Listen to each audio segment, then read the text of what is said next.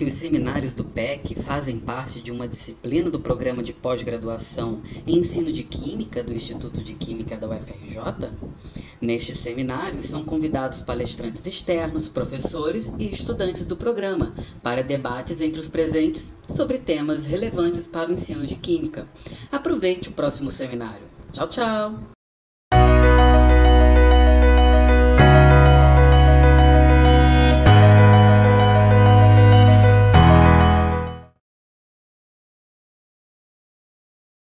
A gente está começando mais um seminário, né, do Programa de Ensino de Química, modalidade mestrado profissional. É com muito prazer assim, que a gente recebe o professor Cristiano Barbosa, né, de Moura, que é participante assim, dos seminários, né, como a Paula mesmo já falou, já proferiu em outro momento aqui, né, seminários para nós. E foi... O convite a ele também é um convite bem direcionado, né, porque o professor tem uma atuação bastante forte aí na área de filosofia da química, história, enfim, né, natureza da ciência, e isso é uma área que a gente precisa fortalecer também aqui no programa, né? Então, foi um convite também direcionado nesse sentido, né? Então, é muito bom poder receber o Cristiano mais uma vez aqui nos nossos seminários. Eu vou fazer uma apresentação mais formal do Cristiano, né? Como o pessoal que estava aí no papo anterior, né, já escutou, né? O Cristiano ele fez licenciatura no IQ aí mesmo, né, na UFRJ, então ele é um egresso da casa, né? E atualmente ele é professor do Cefet no Rio, e é orientador do programa de pós-graduação em Ciência, Tecnologia e Educação, também lá no Cefet. Né? Ele fez mestrado e doutorado lá no Cefet e realizou um estágio de doutorado de sanduíche, que ele estava contando para nós agora aí, né? na Universidade de York, no Canadá. Bom, ele é editor da seção Debates em História e Filosofia da Química, né, para o ensino, na revista Debates de Ensino de Química, na Rede Quim, que é uma revista importante aí para a nossa área. Né. É editor associado também da Revista Brasileira de Pesquisa em Educação e Ciências. Né, e aí participa de vários membros aqui, né, de vários grupos, né, é membro de vários conselhos, e também é membro do grupo de pesquisa chamado Núcleo de Investigação em Ensino, História da Ciência e Cultura. Tá? Então, ele, como eu já falei, também atua, né, milita na área de História, Filosofia e Sociologia das Ciências, História Cultural das Ciências, Teoria do Currículo, Estudos Pós-Coloniais, né? Então, estou fazendo uma cola aqui do que ele tem lá no Lattes dele. Né? Mas, mais que isso, como eu falei, o Cristiano é um amigo do programa, né? Um colaborador frequente aí, e é muito bom, mais uma vez, te agradecer, Cristiano. Por favor, fique com a palavra. Obrigado, Rodrigo, pela apresentação. Para mim é sempre um prazer estar aqui, hoje não no Instituto de Química, né, porque a gente está online, mas contribuindo com o seminário do PEC, né, eu já estive outras 2 vezes, a gente falou anteriormente, logo lá no início, agora eu não lembro o ano, mas a gente já falou sobre História Cultural da Ciência, depois eu trouxe a História da Ciência numa perspectiva mais decolonial, que foi o tema da tese e tudo mais, logo depois de concluí-la. E hoje eu estou trazendo um outro tema que é afeito a isso, porque é a minha linha de pesquisa, né? Mas que vai triscar ali um pouco nas reflexões curriculares e tratar um pouco da história, mas principalmente da natureza da ciência. No ensino de Química, mais um disclaimer aqui já, porque quando a gente acaba trabalhando na área de História da Ciência, né, a gente acaba tornando o estudo mais interdisciplinar, porque a História da Ciência é naturalmente interdisciplinar, a própria filosofia, sociologia, embora isso tenha filosofia da química, filosofia da física e por aí vai, você acaba se embrenhando, né? Então, assim, eu vou falar bem pouco hoje do ensino de Química, mas certamente os estudos, de uma maneira mais geral, eles acabam contribuindo também para o ensino de Química. Então, Queria agradecer mais uma vez o convite. Para mim é uma alegria ver tanta gente assim, sempre que a gente tem essa trajetória junto já, né? Então, conhecer e reconhecer as pessoas. A própria Cláudia também falou agora há pouco, já tinha conhecido lá do Ladquim, né? O laboratório lá do Joaquim, enfim, é um prazer sempre estar aqui. E dessa vez a gente teve quase um problema de agenda aí, né? Por conta das férias, esse ano está cansativo e tal, mas por fim conseguimos ajustar, e agradeço especialmente o Rodrigo também pela lembrança e pelo convite, tá? Gente, eu trouxe uma apresentação aqui, intitulado História e Natureza da Ciência no Ensino de Química, Reflexões Curriculares para os Tempos Atuais. Ela vai demorar em torno de uns 40 e alguns minutos e tal. Eu já vou marcar aqui o tempo, porque senão vou passar demais. E aí depois a gente conversa, tá? Trouxe algumas questões ao final para fomentar o debate, e aí vamos ver. Bom,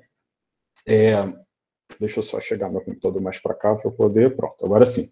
Então, essa apresentação, eu vou fazer uma breve introdução do tema, né? Vou trazer um olhar para a pesquisa em natureza da ciência, tá? Essa pesquisa em natureza da ciência, em geral, ela está muito associada a esse campo que a gente chama História, Filosofia e Sociologia da Ciência no Ensino, tá? Ela é uma parte da tese, já vou falar algumas publicações onde eu trato de alguns dos temas que eu vou falar aqui hoje, né? Finalmente, eu vou fazer uma virada para falar um pouquinho de teorias de currículo, né? Queria que a Rosana estivesse aqui para a gente também traçar, mas, enfim, porque vocês têm a chance de ter uma grande especialista estudiosa de currículo no programa, né? Mas, enfim, falar um pouco sobre esse tema que é a normatividade curricular, né? Então, trazer algumas coisas sobre isso e, na verdade... A ideia da apresentação de hoje é fazer uma análise dessa pesquisa em natureza da ciência, claro, num recorte específico, etc., a partir dessa lente das teorias do currículo, né? Então, de alguma maneira, né, o que eu estou tentando fazer nessa apresentação é um olhar, de certa maneira, mais politizado para essa pesquisa em natureza da ciência, que, em geral, é visto como uma coisa muito técnica, né? Vocês, possivelmente, já tiveram contato com uma literatura em natureza da ciência que identifica assim, concepções errôneas de natureza da ciência, aí você vai lá, identifica em vários lugares aquilo, etc.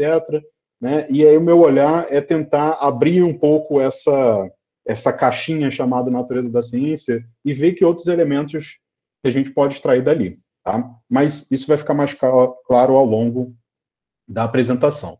Também, por conta dessa pesquisa que eu realizei, eu vou apresentar um pouco de uma ideia de contextualização, né, especialmente contextualização histórica, que eu tenho trabalhado, comecei na tese, mas eu ainda estou elaborando, né, que pode ser útil, é uma ferramenta teórica para se pensar a contextualização histórica. Né? E aí vou trazer algumas considerações finais para a gente discutir. Tá? Primeiro, sempre me apresentando, eu gosto de fazer isso assim, mais rapidinho. Eu trabalho no Cefet Petrópolis, que é esse prédio aqui que fica bem no centro de Petrópolis. Petrópolis, vocês conhecem, é uma cidade que fica pertinho do Rio, né? Trabalho também no campus central do Cefet, no programa de pós-graduação em ensino. Eu sou professor da educação básica, né? Eu já fui professor do ensino fundamental, hoje eu trabalho no ensino médio profissionalizante. Trabalhei sempre em escolas urbanas, isso porque... eu gosto de falar isso porque as escolas rurais são bem diferentes, a gente às vezes esquece, né, que existe escola rural, mas, na verdade, eu trabalho no contexto de escolas urbanas e no ensino de pós-graduação, nessa área de História da Ciência e Ensino, e faço parte do Núcleo de Investigação e Ensino, História da Ciência e Cultura, que é esse grupo numeroso aqui de pessoas.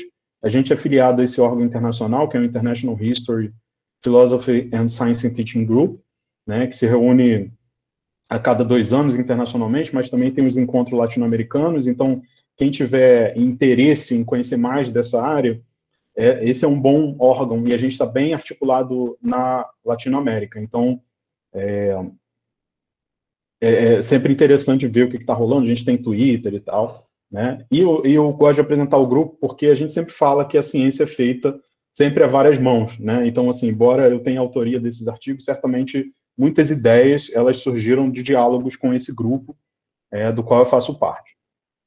Bom, as ideias que eu vou apresentar aqui, elas estão publicadas nesse artigo, fundamentalmente, né, que é a natureza da ciência pelas lentes do currículo, normatividade curricular, contextualização e sentidos de ensinar sobre ciência. Então, algumas ideias eu peguei desse artigo aqui, eu acho que é a principal base dessa apresentação de hoje, está publicado na revista Ensaio, ano passado, né? Mas também de um editorial que eu escrevi para o Caderno Brasileiro de Ensino de Física, em 2019, desse artigo que saiu este ano.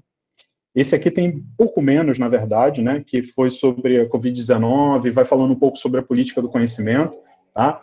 E também um artigo que a gente tem nesse livro. Esse livro, particularmente, é algo que tem me movido um pouco, né? A gente publicou um capítulo nesse livro, e ele faz um pouco esse movimento que eu vou tentar fazer aqui, que é abrir esse conceito de natureza da ciência, né, para tentar enxergar de que maneiras a gente pode avançar com uma agenda de pesquisa que torne esse conceito, essa ideia, mais próxima da ideia de uma educação para a justiça social.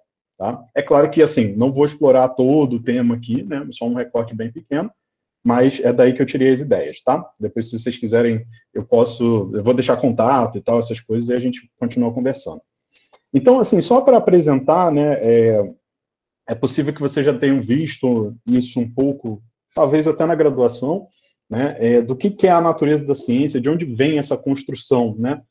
A natureza da ciência é um conceito, né, que foi construído dentro da área de educação e ciências, e que tem essa definição aqui que eu gosto muito de utilizar, né, que define a natureza da ciência assim, como um domínio híbrido que combina aspectos de vários estudos sociais da ciência, incluindo história, filosofia e sociologia da ciência, combinados com a pesquisa das ciências da cognição, como a psicologia, em uma rica descrição da ciência, como ela funciona, a forma de operar dos cientistas enquanto um grupo social, e como a própria sociedade tanto dirige como reage aos empreendimentos científicos. Né? Então, essa é uma definição que é dada para a natureza da ciência, né? Mas, assim, a ideia geral de você trabalhar com o conceito de natureza da ciência na educação em ciências é que é um papo que você já deve ter ouvido muitas vezes, que é assim, olha, a gente vai para a educação básica ensinar química, mas a gente não quer formar pequenos químicos, né? Nem todo mundo que vai sair dali vai vai para a universidade, vai virar químico ou vai trabalhar numa área afim,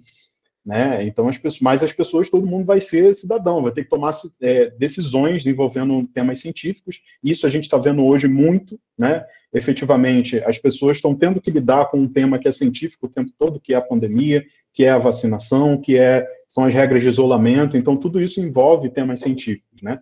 E as pessoas precisam estar minimamente equipadas, digamos assim, né, para lidar com esses temas. E daí surgiu toda uma linha de pesquisa que advoga o seguinte: nós precisamos falar sobre os processos de produção do conhecimento científico, não apenas sobre o resultado final, né? Então, não adianta falar sobre como é que funciona o equilíbrio químico apenas, né? Eu preciso entender como é que foi esse processo de construção até chegar nesse como funciona o equilíbrio químico. É daí que surge essa ideia de natureza da ciência, né? E é um conceito que ele toma uma centralidade enorme nos documentos curriculares contemporâneos. Então, se você for analisar PCN, diversos documentos que, não só no Brasil, mas internacionalmente, você vai encontrar muitos elementos ali que advogam por um ensino sobre as ciências, né? Sobre os processos de produção do conhecimento científico, né? E aí, esse ensino visa, né, claro, a formação de cidadãos críticos,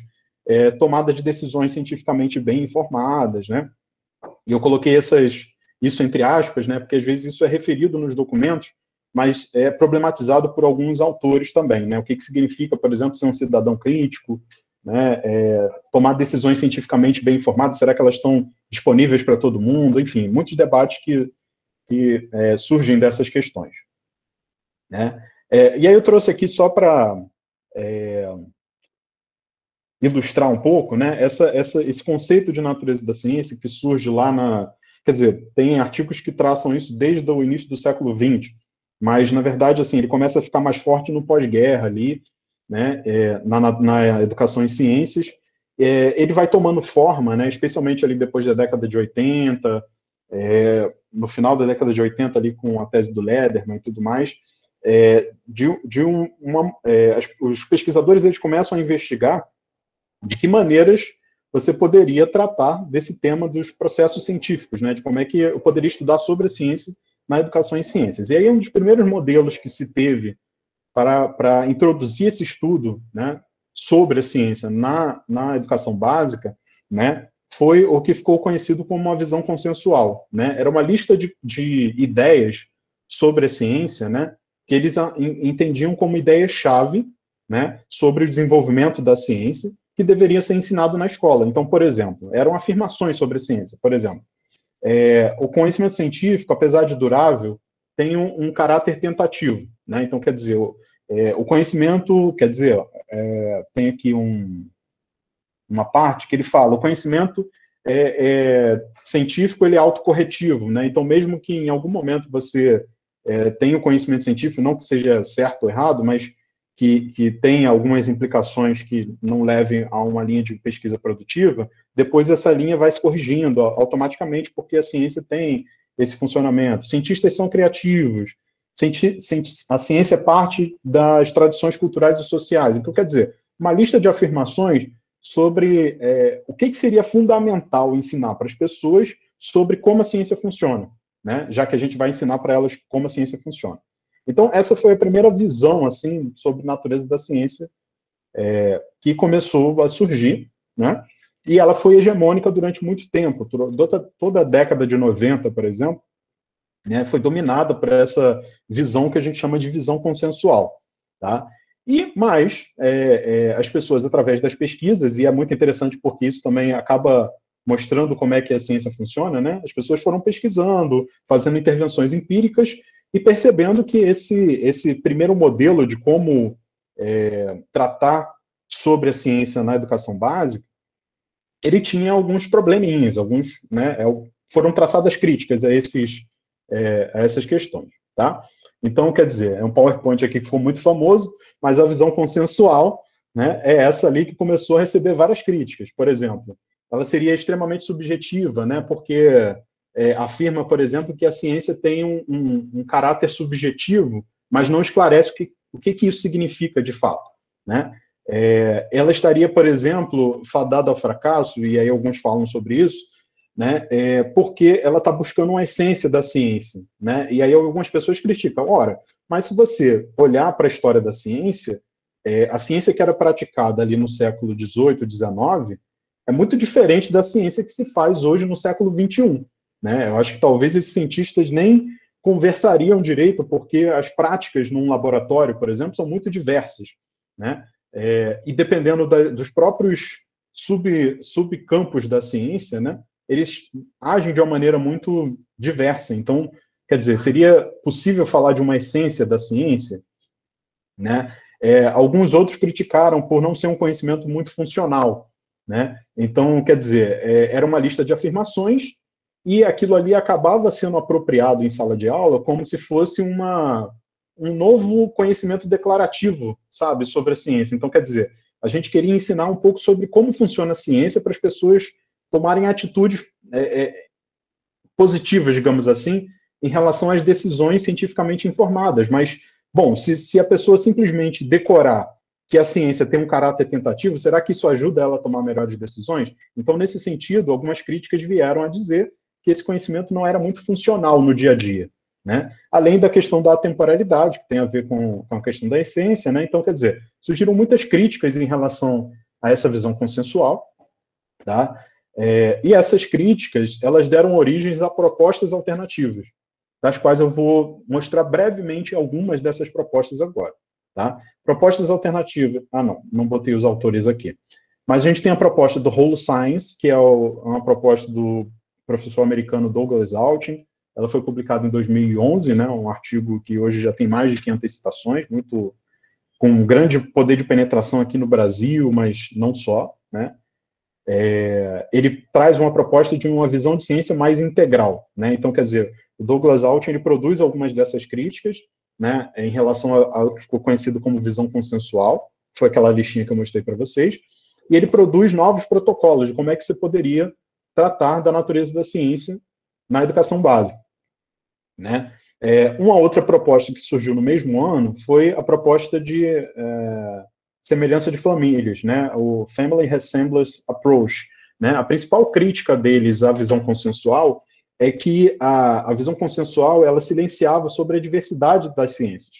Então, quer dizer, como é que você pode dizer que, tudo bem, a cosmologia é ciência, a química orgânica, na síntese orgânica, sei lá, o pessoal que trabalha bem no laboratório, é ciência também. Só que elas são ciências de natureza muito diferente, percebe? As coisas que o químico orgânico que trabalha com síntese faz são muito diferentes das coisas que um cosmólogo faz e que um físico teórico faz. Ou às vezes, se pegar na própria química, né, o químico teórico lá da FISC faz coisas bem diferentes do que o Rodrigo, que é um bioquímico, certo?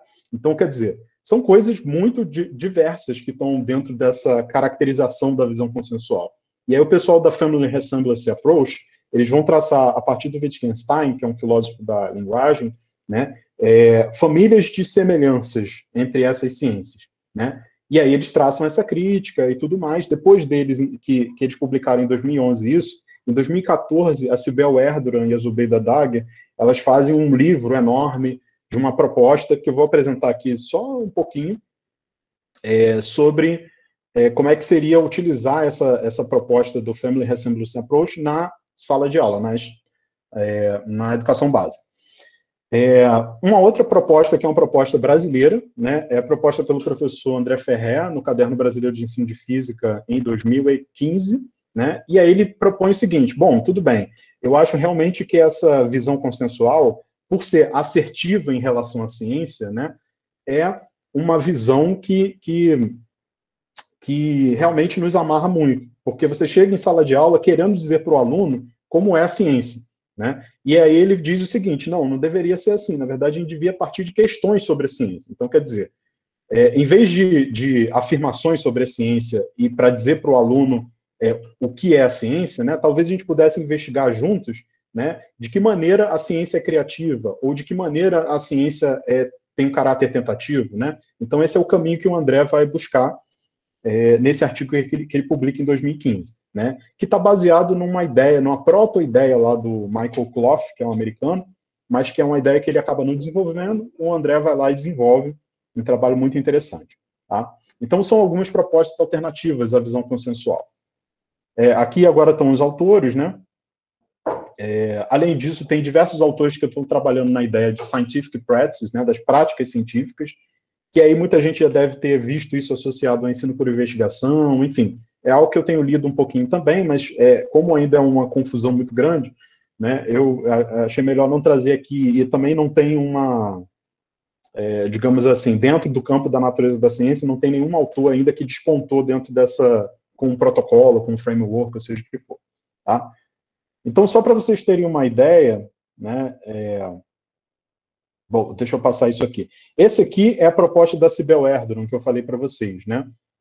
Que ela vai se basear lá no Wittgenstein para dizer como é que funciona a ciência, e ela vai fazer esse grande círculo aqui, dizendo o seguinte, só a título de exemplo, tá, gente? Assim, que a ciência no seu core, né, ali no seu centro forte, né, ela tem alguns objetivos, né, e valores, ela lida com métodos, ela lida com conhecimento e com práticas, né? Dentro de uma esfera mais ampla, você tem valores sociais atuando na ciência, atividades profissionais atuando na ciência, um ethos científico, que seria meio que uma direção, mais ou menos, né, do que a ciência faz, processos de certificação social e divulgação da ciência, disseminação, né? E, dentro de um terceiro âmbito, ela coloca que essa ciência também está subsumida, digamos assim, né, a sistemas financeiros, a estruturas políticas de poder,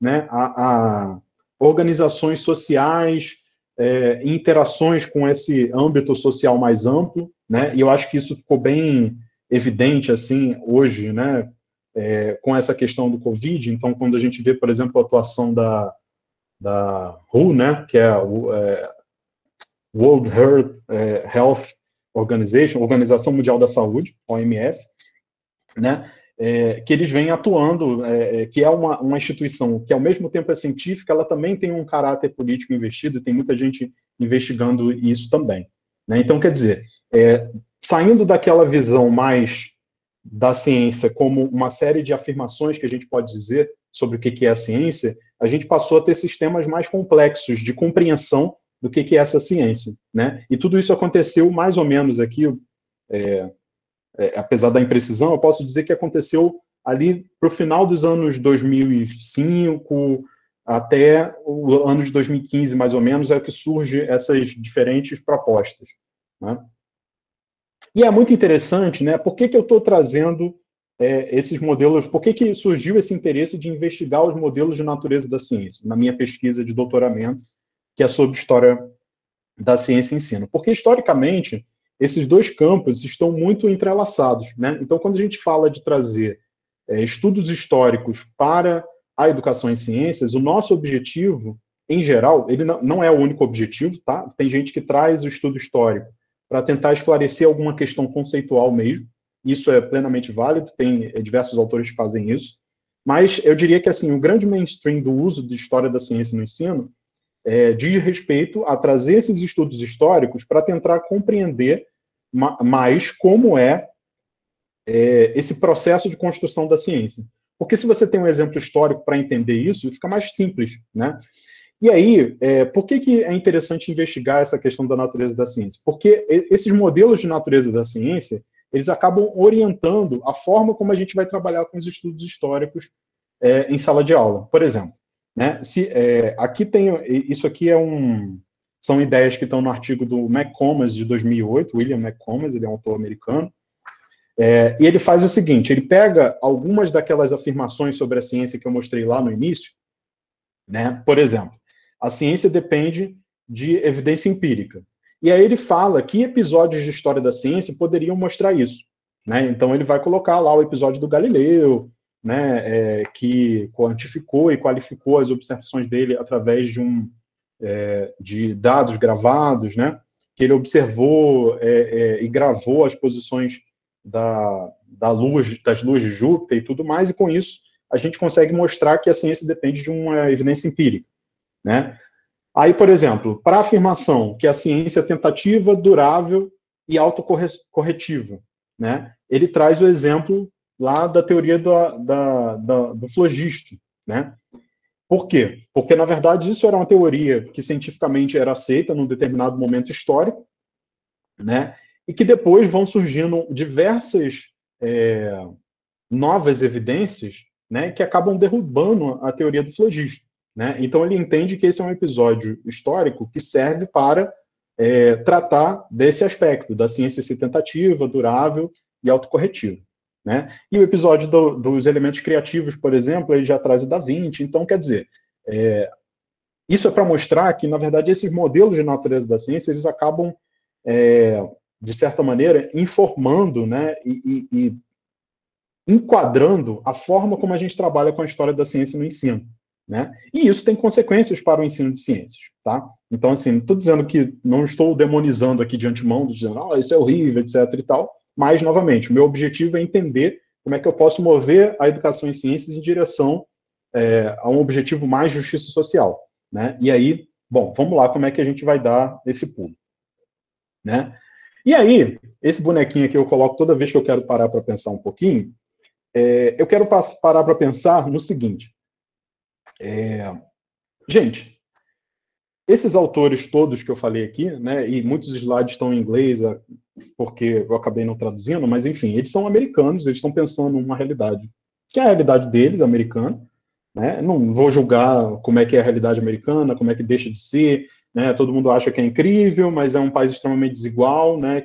No qual pessoas moram, por exemplo, em barracas, apesar de terem emprego, né? Esse tipo de coisa acontece lá, e às vezes a gente precisa ler um pouco para entender que esse sonho americano talvez não seja assim, mas não é o objetivo daqui, é simplesmente entender o seguinte, a gente está no Brasil, a gente está tentando pensar uma educação em ciências para o Brasil, né? E além disso, a gente está no planeta Terra também, né? E esse planeta Terra tem questões muito urgentes, eu diria, né? Então, por exemplo, né, algumas questões muito urgentes. A gente tem os negacionistas científicos, né? Que é o seguinte, a gente tem um problema de pessoas que advogam pelo criacionismo, né, e acham que ele deve ser ensinado nas escolas. A gente tem as pessoas que negam a questão das mudanças climáticas, acham que isso é uma grande conspiração mundial, né, e isso pode potencialmente nos levar à destruição, né? Então, eu penso que este bonequinho que está pensando aqui é algo que a gente deve se preocupar na educação em ciência, tá? Não só isso, a gente tem a questão das epidemias, né? Que estão surgindo por aí. E por que eu falo de as epidemias? Né? A epidemia de Covid-19, que a gente está vivendo agora, talvez ela seja só a primeira dentre as que poderão surgir daqui para frente. Existem alguns estudos que mostram que o desequilíbrio da nossa forma de viver com a Terra, né, pode ter causado a questão do Covid-19. Sem entrar num mérito aqui muito de causa e efeito, né, não necessariamente é isso que eu estou querendo dizer, mas é o seguinte, a gente, por exemplo, avançou tanto em determinados sistemas ecológicos, né, que acabamos ficando mais expostos a determinados vírus, né, e patologias que estavam antes protegidas dentro daquele cinturão ali, que era aquele cinturão bem preservado, né, que estava lá dentro da mata e tudo bem. Então, a partir do momento que a gente começou a avançar nisso, né, enfim, e aí existem muitos outros problemas também complexos disso. Tem um artigo da Nature de 2008 que mostra como é que esse desequilíbrio, né, humano-natureza tem potencialmente sido o causador, né, e pode ser o causador de muitos outros desequilíbrios como esse que a gente está vivendo, que é o caso da pandemia. Além disso, a gente tem um problema ecológico muito sério, né, que é o problema, por exemplo, deixa eu ver a próxima foto, isso. A gente teve as queimadas no Pantanal, né? Eu acho que desde que esse desgoverno tomou o poder, né, a gente tem assistido um aprofundamento desse agravamento das crises ecológicas que a gente está vivendo, né, que são crimes ecológicos, na verdade. Né? Então, tem gente agindo contra essa riquíssima biodiversidade que a gente tem, né, em nome do lucro, e esse lucro não necessariamente está sendo revertido por todos nós. Né? Então, eu acho que isso também é uma questão que a educação em ciências deve se preocupar. Né? Além disso, a gente vive num país que é extremamente desigual. Né? E aqui eu trouxe duas fotos de duas salas de aula, né, que ambas são no Brasil. Né? Uma sala de aula é uma sala de aula que a gente costuma trabalhar com essa sala de aula lá em Duque de Caxias, né, uma escola bem pequenininha que fica em Saracuruna. A gente fez algumas pesquisas lá, e essa aqui é uma outra escola, agora eu não lembro que escola é essa, né? Mas é uma escola que também fica no Brasil e que tem todos os recursos tecnológicos. Então, a gente tem... veja que a gente tem muitos problemas, percebe? A gente tem um problema do negacionismo, a gente tem um problema ambiental muito sério, né? A gente tem problemas aqui no Brasil, especificamente, isso é mais gritante ainda, que é o problema da desigualdade. Né? Então, na verdade, eu entendo que tudo que a gente for fazer na educação em ciências, né, de alguma maneira tem que se reportar a esses problemas.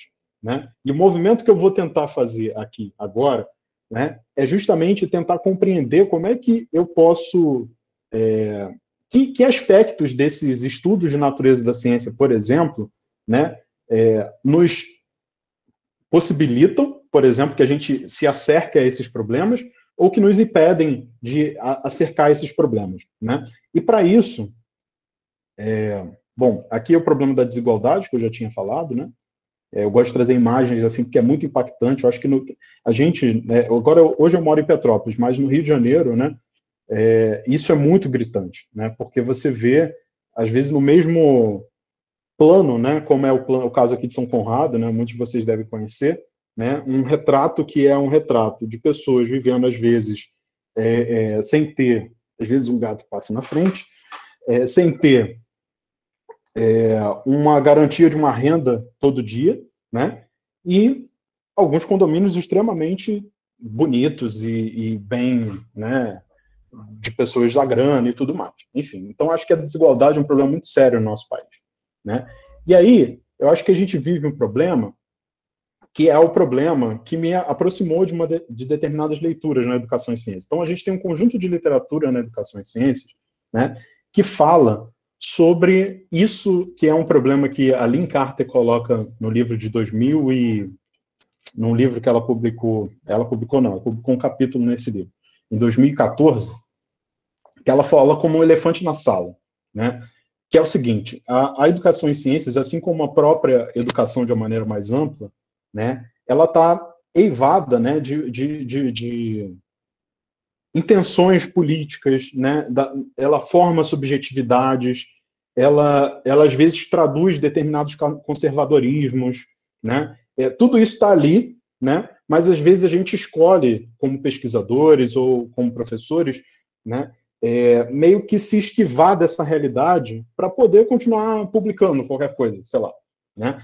Então ela fala, na verdade, que essa questão da política na educação e ciências, né, é o elefante da sala. É algo que está ali, né, que incomoda bastante, mas que ninguém fala sobre aquilo, né? E ela coloca esse problema de uma maneira muito interessante, né? Eu até convido a ler esse artigo aqui, da Lynn Carter, de 2014, que é justamente isso, o elefante na sala, o nome do capítulo, né? E, enfim, eu me aproximei desses estudos, né, tentando entender, então, já que esse é um elefante na sala e já que isso pode nos afastar dessa intenção de justiça social, como é que a gente poderia, então, abrir caminhos dentro da educação em ciências para se aproximar dessa educação para a justiça social, né? E aí eu me aproximo também das teorias do currículo, né? E assim, eu vou trazer bem brevemente essas teorias do currículo, porque a gente tem um campo extremamente amplo, né? Então você tem estudiosos, tem uma associação brasileira de estudos do currículo, na verdade, então quer dizer, são muitas vertentes diferentes, né? Mas eu peguei um aspecto dessa teoria do currículo, talvez por conta do meu próprio olhar seja histórico, né, para as questões, eu acabei pegando um aspecto mais histórico da teoria do currículo. Se você for olhar historicamente a teoria do currículo, né, essa perspectiva do currículo, ela nasceu através de uma racionalidade que ele chama de tayleriana, bobbitiana, né? Como é que se começou a se organizar o currículo lá na década de 20, 30, etc. e tal, né? O que se buscava na organização do currículo, né, nessa organização escolar do currículo, era formar cidadãos para uma vida economicamente ativa, né? E com isso, essa organização cotidiana do currículo, ela tinha um objetivo, né, que era muito focado na avaliação dos estudantes, né? Então, na verdade, para que você estava ensinando, por exemplo, ciências na sala de aula? Você estava ensinando porque você queria avaliar no final, né, se o aluno tinha aprendido ou não. Era meio que uma receita de input e output, né? Você chegava lá e colocava a sementinha ali, e no final você queria ver se o aluno conseguiu entender aquilo ou não, né? Então era uma ideia de controle mesmo, né? E aí os objetivos desse currículo eram muito dados para essa intenção de preparação dos cidadãos, né, para uma vida economicamente ativa, né? Então, quer dizer, engrenagenzinhas no sistema mesmo.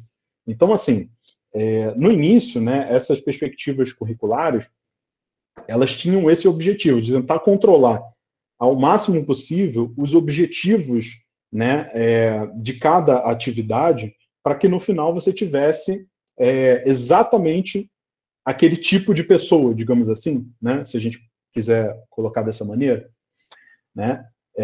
Então, quer dizer, eles pegavam e tinham uma ênfase muito forte na questão da avaliação, tinha uma ênfase, por exemplo, que era pegar alguns estudos sobre a vida contemporânea, né, o melhor conhecimento possível sobre um determinado tema para eu trazer para o currículo, né? Então, vamos pensar aqui no caso da química. O que eu vou fazer no caso da química? Vou lá nos especialistas de química, perguntar para eles: oi, tudo bem? Como é que está sendo essa pesquisa de química aí de vocês? O que tem de mais ponta de lança para eu trazer para o currículo para, então, meu cidadão ser formado para estar apto a essa vida economicamente ativa, né? Então, é meio que esse movimento, né? E aí, com isso, também tinha um foco muito grande na avaliação, né? Quando chegou ali na década de 70, mais ou menos, o currículo, que era, então, essa questão bem, como é que eu posso dizer, bem tecnicista, né? No sentido de entender o currículo como encontrar meios de chegar aos melhores objetivos, né? No sentido de formar um determinado tipo de cidadão que eu quero formar, né? Na década de 70, muitos estudiosos do campo do currículo passaram a entender esse currículo, na verdade, de uma maneira um pouco mais ampla, né? Então, saindo dessa ideia de currículo como uma lista de conteúdos, simplesmente, né, que as pessoas deveriam saber e responder corretamente no final, mas passaram a entender o currículo como um texto, no sentido amplo, né, que se relaciona com poder, ideologia, etc. Então, quer dizer, só para vocês terem uma ideia aqui dos estudos do currículo, eles passaram a entender, né, diversos outros aspectos como construtores também daquele currículo que estava sendo vivenciado na sala de aula. Então, por exemplo, se a gente tem numa determinada escola 10 tempos de matemática e meio tempo de sociologia, isso nos diz alguma coisa sobre esse cidadão que a escola está tentando formar, né? Se eu entro nas salas de aula, né, e está todo mundo na sua carteirinha virada para o quadro, que é o que em geral acontece até hoje, né? Ou se as carteiras estão organizadas de uma maneira em círculo, por exemplo, isso comunica alguma coisa sobre coisas que acontecem naquela sala de aula, isso também é currículo, né? Os conteúdos que a gente escolhe, que estejam ou não estejam em uma determinada ementa que você está trabalhando em sala de aula, isso também seria currículo, porque, na verdade, esses conteúdos vão te proporcionar determinadas coisas e não vão proporcionar outras, né? Então, quer dizer, está relacionado com questões de poder, ideologia, enfim. Então, na década de 70, eles abrem esses estudos do currículo para entender mais como que esse currículo está relacionado com poder, com ideologia e tudo mais, né? Dentro de um âmbito mais amplo, né? E aí, dentro desse debate, existe um debate até hoje, né, de qual que deve ser o papel do currículo, né? Porque todo currículo, né, seja que a gente esteja falando de documentos curriculares, né? E eu não estou falando só disso, estou falando daquele currículo que se faz no cotidiano também, né? Mas todo currículo, ele tem necessariamente, e aqui nesse caso aqui é mais ainda, esses documentos curriculares, né? Eles têm um papel normativo, no sentido de dizer o que deve, de orientar o que deve acontecer na escola, né? E aí existem alguns críticos do currículo que dizem que é isso mesmo, que a gente tem que enfatizar esse papel normativo de como deve ser o currículo e deve orientar, de fato, todos os aspectos que devem ser que devem acontecer numa sala de aula, né? Enquanto que outros entendem de uma outra maneira, eles entendem que o currículo ele deve ser o mais aberto possível, né? No sentido de que esses documentos que vêm de cima, eles devem ser os mais abertos possíveis, porque o professor, de certa maneira, ele já vai... algumas tradições não se perderão. Então, por exemplo, todo mundo que saiu da licenciatura em Química, como eu saí, tem uma certa perspectiva, uma certa ideia do que deve ser um curso de Química para o ensino médio, por exemplo, né? Então, não necessariamente precisa ter um currículo para dizer o que eu vou fazer em cada aula, certo? Porque eu tenho essa tradição já resguardada através da minha formação como um professor de Química, né? E aí, portanto, né, o que deveria ser o currículo? Deveria ser aquilo que eu construo com cada sala de aula em cada momento da minha vida. Então, por exemplo, eu dei aula em escolas muito diferentes. Hoje eu dou aula numa escola federal em Petrópolis, né, que recebe alunos de Magé, por exemplo, também, né? Então, quer dizer, é uma escola bastante multicultural, recebe de vários bairros, né? Mas eu já dei aula em escolas caríssimas da Gávea, da Barra da Tijuca também, né? E as demandas de cada sala de aula, às vezes numa mesma escola, são muito diferentes entre si, né? Então, existem teóricos do currículo aqui que eles vão defender que esse currículo ele tem que ser mais maleável, digamos assim, né? Que não há necessidade de vir documentos centralizadores que digam tudo que o professor deve fazer em sala de aula, né? Isso não faz sentido, não é desejável, não é bom, e isso concorre para a formação desses cidadãos para uma vida economicamente ativa, seja lá o que isso significa, tá? Enfim, então, assim, depois dessa brevíssima introdução a respeito de teoria de currículo, né, e dos aspectos que eu estou selecionando dessa teoria do currículo, notadamente a questão da normatividade curricular, né, e esse debate entre o currículo pré-reconceptualização, como ele era entendido antes da década de 70, e pós-reconceptualização, como ele passa a ser entendido após a década de 70, né? Então, lançando mão desses dois aspectos, que é a normatividade curricular e essas características pré- e pós-reconceptualização, eu resolvi analisar esses modelos de natureza da ciência como movimentos curriculares, ou seja, analisando os textos desses modelos de natureza da ciência, que traços eu consigo enxergar em cada um desses modelos, e como é que isso me ajuda a pensar as salas de aula, tá? Então, bom, vou explorar um pouquinho dos resultados dessa pesquisa. Claro que eu tive que selecionar alguns modelos. Existem muitos outros modelos de natureza da ciência na literatura, né? No entanto, eu não teria espaço para tratar de todos eles numa extensão de um artigo, né? Ou na extensão de uma tese também, que isso aqui saiu da minha tese, né? Então, eu selecionei os modelos mais citados, que são do Douglas Altin, do Isaac Nola, que é a família de semelhança de famílias, do Douglas Altin, é o Whole Science, e, claro, a visão consensual, que é a mais citada de todos os tempos. Tá? Então, olhando para a visão consensual, né, as principais características que eu encontrei lá foram as seguintes. Né?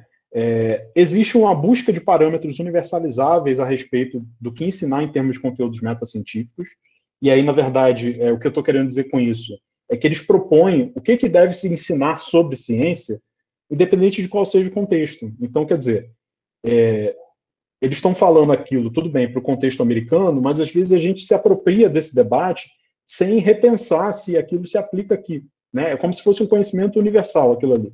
Né? A fonte do conhecimento é externa. Em geral, eles vão buscar nos filósofos da ciência, nos sociólogos da ciência, aquilo que eles consideram que seja a melhor perspectiva possível sobre ensinar a respeito sobre ciência, né? Sobre natureza da ciência. Né? Eles falam de uma visão consensual, mas aí eu questiono quem constitui o consenso, né? E tem mais detalhes disso no estudo que eu faço, né? Mas me parece que tem um viés de confirmação muito grande aqui. Você tem diversos autores que acabam chegando todos na mesma conclusão, só que eles trabalham em grupos parecidos, digamos assim, né? Isso está mais detalhado lá no artigo. Né? E eles não sinalizam, por exemplo, o contexto a que se destinam. Então, por exemplo, eles vão trazer muito essa visão consensual como se fosse algo meio etéreo, né? Do tipo assim, ok, isso é importante ensinar para os alunos, mas de que alunos ele está falando? Né? Então, só para trazer um exemplo bem assim, banal, né? Até às vezes meio forçado, mas assim, a distinção que eu fiz entre escola rural e urbana, né? Será que numa escola rural aquele conhecimento sobre a natureza da ciência que ele está propondo se aplica de alguma maneira, né? E aí a escola rural americana e a brasileira, enfim, né? Não fala muito sobre esse contexto ao qual se destina. E existe uma compreensão de avaliação como métrica também, né? Então, na verdade, ele está tentando metrificar o quanto que cada estudante sai sabendo ou não de natureza da ciência, ele sai da escola sabendo ou não de natureza da ciência, tá? Então, essas são as principais características que eu encontro a partir desse estudo, né, na visão consensual. Passando para a visão de whole science, é interessante, eu estou passando um pouco mais rápido mesmo, tá? Que ele tem uma concepção de educação bem clara aqui, né, que reforça novamente a questão dos testes. Né? O Douglas Altin afirma não só em uma publicação, mas em várias, né, que os professores inevitavelmente ensinam para o teste. E que se eles ensinam para o teste, né, era melhor que tivesse um bom teste para avaliar os alunos. Né? E é isso que ele está se propondo a fazer. Então, na verdade, ele não problematiza essa concepção de educação que ensina para o teste. Né? E, na verdade, por isso ele vai propor um protocolo para avaliar se os alunos estão sabendo bem ou não o que é a natureza da ciência. Né? O protocolo dele é até melhor do que o do Lederman e colaboradores, no sentido de que ele está observando ali se o aluno sabe aplicar aquilo numa situação prática. Né? Então, existe um avanço nesse protocolo. Mas, mesmo assim, né, ele silencia, de certa maneira, né, quais são os contextos aos quais se destinam. Né? E, com isso, eu entendo que, ao silenciar sobre esses contextos aos quais se destinam, né, ele acaba deixando de lado os fins da educação em ciência, digamos assim.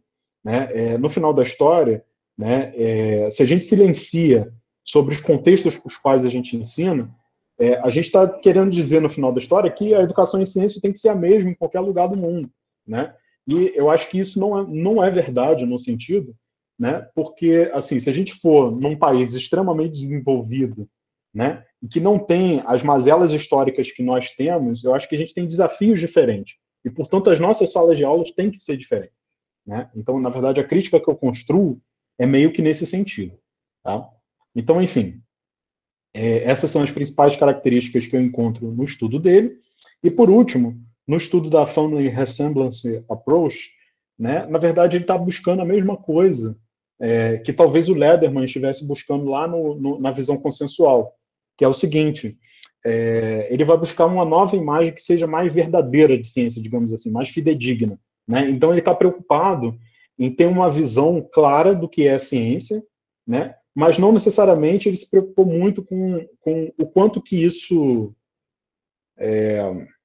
impacta, né? Ou como é que isso dialoga com a sala de aula de ciências. Então, na verdade, esse artigo aqui de 2011, ele tem uma falta de considerações educacionais de uma maneira geral, né?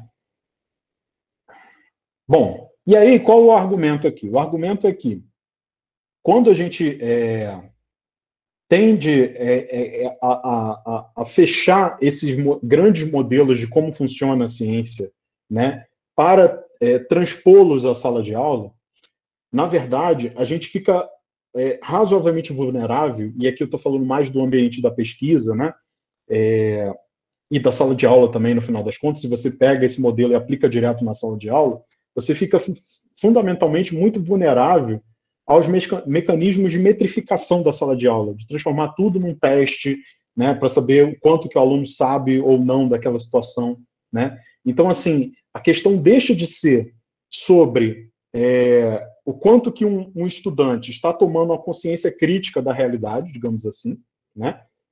E passa a ser o quanto que ele ficou sabendo a respeito de um determinado protocolo. Entende? Então, quando você acaba protocolando muito essa discussão sobre ciência, né, você acaba, paradoxalmente, tornando o seu ensino menos crítico. Né? É claro que isso é um argumento teórico, a gente tem algumas evidências empíricas, eu já não sei se vai dar tempo de apresentar, mas enfim.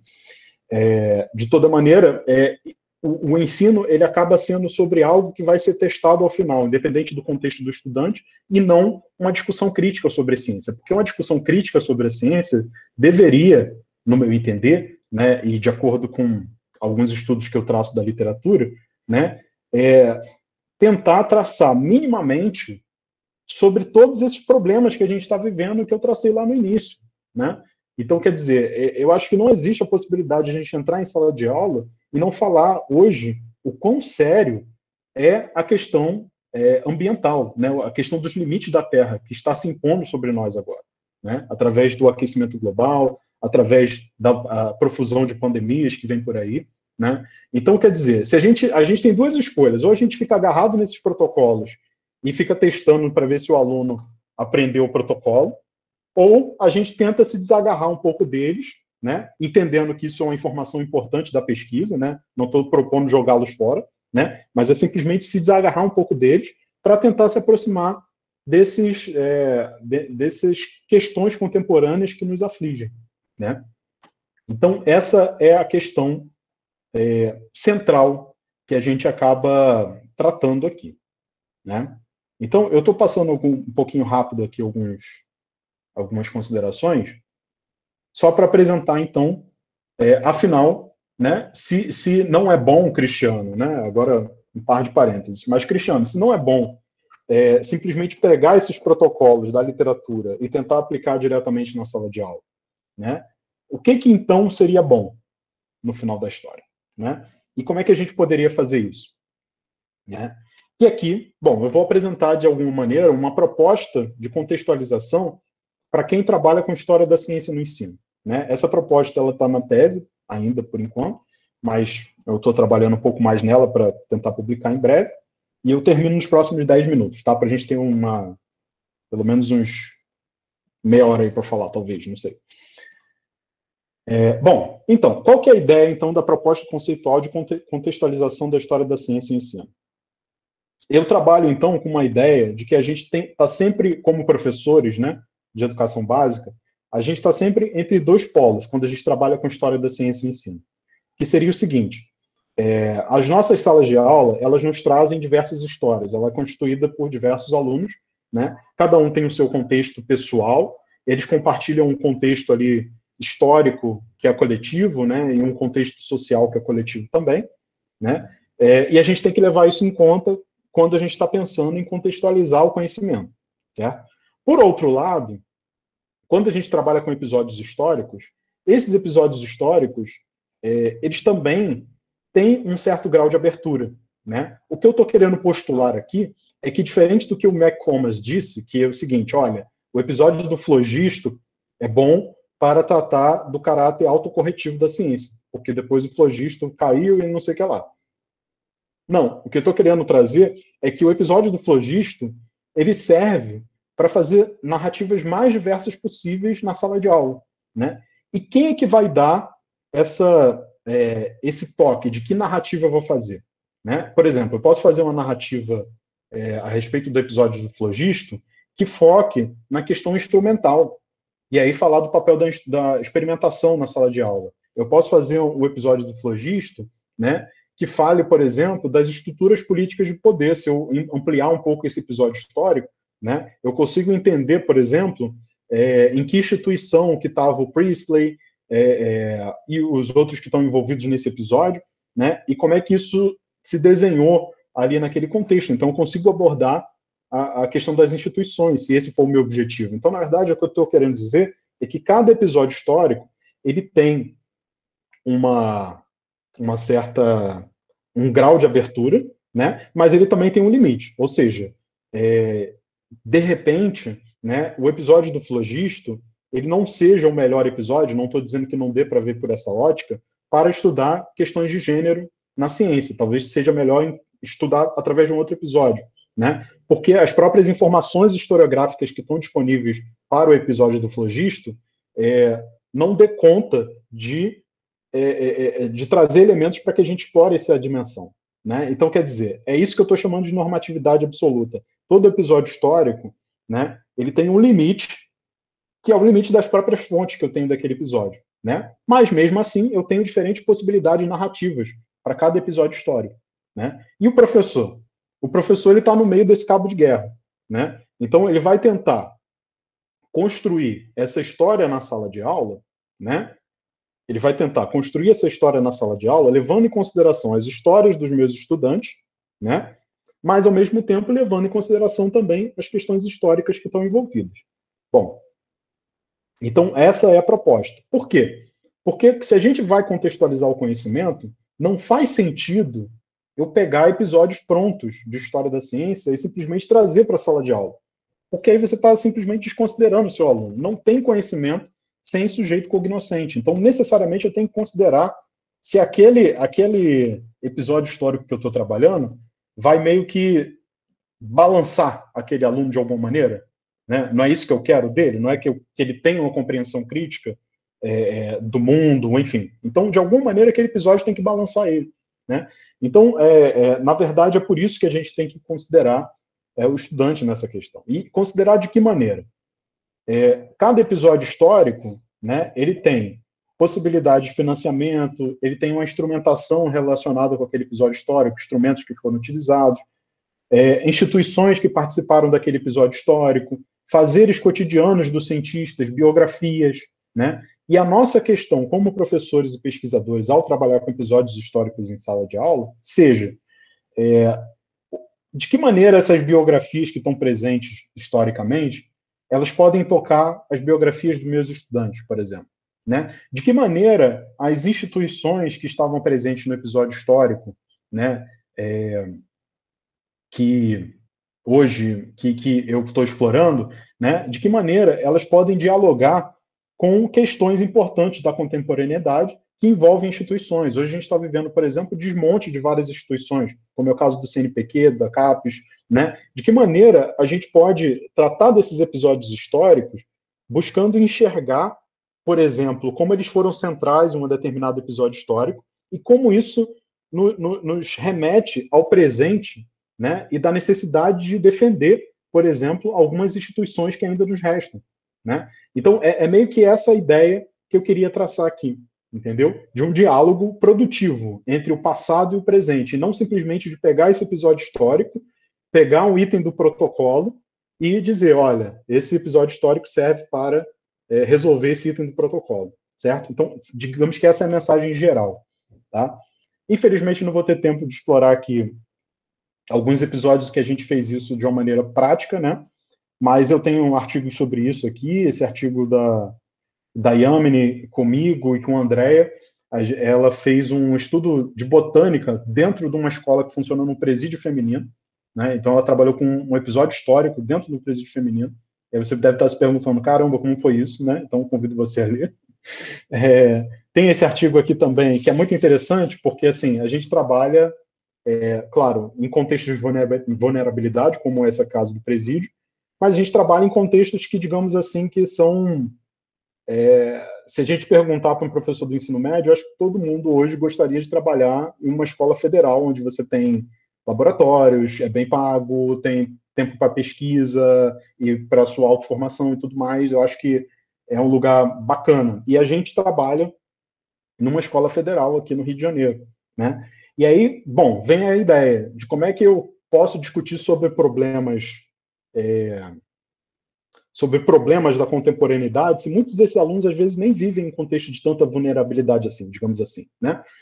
Estamos lidando com alunos de classe média, por exemplo. E aí a gente identificou em alguns desses alunos aqui no Cefet que eles tinham muita vontade, por exemplo, de seguir uma carreira científica, né? E aí qual foi a problematização que a gente fez aqui? Que é o seguinte, olha, muito bem, você pode ser um excelente aluno, você pode ser nerdzão, passar para a melhor universidade carioca, passar para o FRJ, fazer licenciatura em química lá, né? Mas ainda assim não está garantida a sua carreira como cientista, porque isso depende de muitos fatores, né? Como o fator financiamento, né? Então essa instituição que você conhece hoje como de excelência pode não existir num futuro breve, certo? E aí a gente fez isso através de um episódio histórico, certo? Com isso, a gente busca sair de um domínio que é estritamente conceitual, ou seja, a gente não está deixando de lado os conceitos. Então, por exemplo, nesse caso aqui, que foi física, eles trabalharam a eletrização de corpos, né? Então, quer dizer, dentro daquele episódio histórico, eles estavam trabalhando como é que os corpos se eletrizam ou não. Aqui, por exemplo, era a questão aquela coisa dos estamens, aquela coisa toda de botânica, né, de fisiologia botânica e tal. Nem sei se é fisiologia, falei besteira. Mas, enfim, para ir para um domínio epistemológico, que é de como a ciência funciona, e o que a gente está buscando com isso é ir para um domínio social e político. Entendendo como a ciência funciona e percebendo como o nosso mundo está hoje, de que maneira a gente pode agir nesse mundo, de que maneira a gente pode se posicionar para que ele não se torne aquilo que eu não quero, certo? Então, bom. E aí, com isso, gente, eu entendo que isso é mais um convite, assim, bem breve, para a gente repensar tanto as nossas atividades de pesquisa envolvendo esses frameworks de natureza da ciência, né, que eu apresentei e analisei alguns aqui, né? Isso tem implicações que eu entendo para pesquisa de campo, então, assim, da gente pensar se vale a pena, às vezes, simplesmente pegar um protocolo desses, aplicar em sala de aula e ver qual é o output daquilo e analisar, tá? Quanto que a gente contribui para esse objetivo, se todos nós estamos de acordo com esse objetivo de uma educação em ciências para a justiça social e tudo mais, né? E quanto que isso influencia na nossa própria prática como professores, né? Porque, assim, é óbvio que eu estou suficientemente alerta de que, às vezes, a gente não tem tempo, né, de simplesmente construir um episódio histórico, né, em sala de aula, tendo que buscar referências. Algumas dessas referências, às vezes, são em inglês, por exemplo, né? Então, quer dizer, você pode estar terminando agora pensando, tudo bem, Cristiano, tudo isso é muito bonito na prática, na teoria, né? Mas na prática, eu dou aula em 50 tempos por semana, né, para ter um salário decente. E aí esse protocolo não me ajuda a levar para a sala de aula, né? E eu acho que aqui, na verdade, o nosso movimento, né, meu movimento como professor de educação básica tem sido um pouco distinto, que é o seguinte: expor essa realidade e dizer, olha só, a gente pode até trabalhar com protocolo, só que isso vai continuar não adiantando, certo? O que vai adiantar? Eu não ter que dar 50 tempos de aula por semana, como eu não dou no Cefet, né? Então eu posso realmente ter um tempo para me debruçar sobre essa realidade dos meus alunos, entender, para então construir um episódio histórico, dar trabalho para caramba, para então debater com os alunos em sala de aula, né? Então o que a gente precisa são de políticas públicas diferentes. Isso acaba desembocando naquela verdade inconveniente, né? De que a gente precisa pagar melhor os professores, estruturar melhor as escolas, né? Que são coisas que a gente não deve deixar de falar em nenhum momento, tá? Gente, Desculpa a correria, mas eu queria agradecer, deixar o meu e-mail aqui, né? É uma pesquisa um pouco grande, então às vezes fica difícil, né, de a gente tratar num tempo mais curto, mas, enfim, espero ter dado conta e fico à disposição aí para as perguntas de vocês, tá bom? Obrigado. Nós aqui agradecemos, Cristiano, e assim, realmente muito obrigado pela tua apresentação, pela tua, né, dedicação de tempo aqui para apresentar os frutos da tua pesquisa, né? E assim, queria muito, já estava incentivando o pessoal a pensar aí no chat, né? De abrir a palavra aí para quem quiser falar, enfim, escrever no chat alguma questão, né? Aproveitar o professor Cristiano aqui. Eu sei que tem muita gente fazendo História, Filosofia e Sociologia da Química agora, da turma, né? Então, essas questões todas que o Cristiano traz para nós são fundamentais, inclusive para ilustrar a disciplina. Então, vocês podem colocar em prática aí as discussões que tem feito.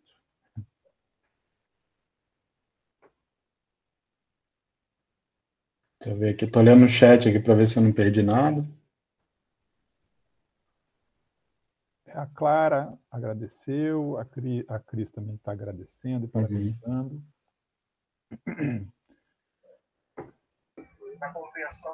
Bem, aguardo o pessoal da disciplina se ficar menos tímido ou eu posso falar? Podem fazer perguntas de clarificação também, tá, gente? Assim, no sentido que eu corri alguns pontos ali, talvez vocês não tenham entendido alguma coisa, eu fico feliz em poder ajudar. Só um minutinho que minha porta tá gritando aqui, eu vou ter que avisar aqui, só um minutinho. Priscila, Paula, também fiquem à vontade se vocês quiserem colocar alguma coisa.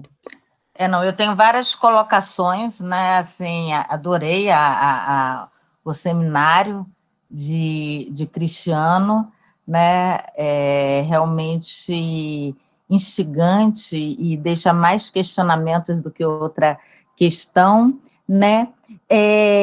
Mas, assim, o que eu vou fazer é muito mais uma provocação do que outra coisa, né? Às vezes, principalmente nesse momento em que a gente está vivendo, né, a impressão que me dá, eu gostaria de saber, assim, meio que aonde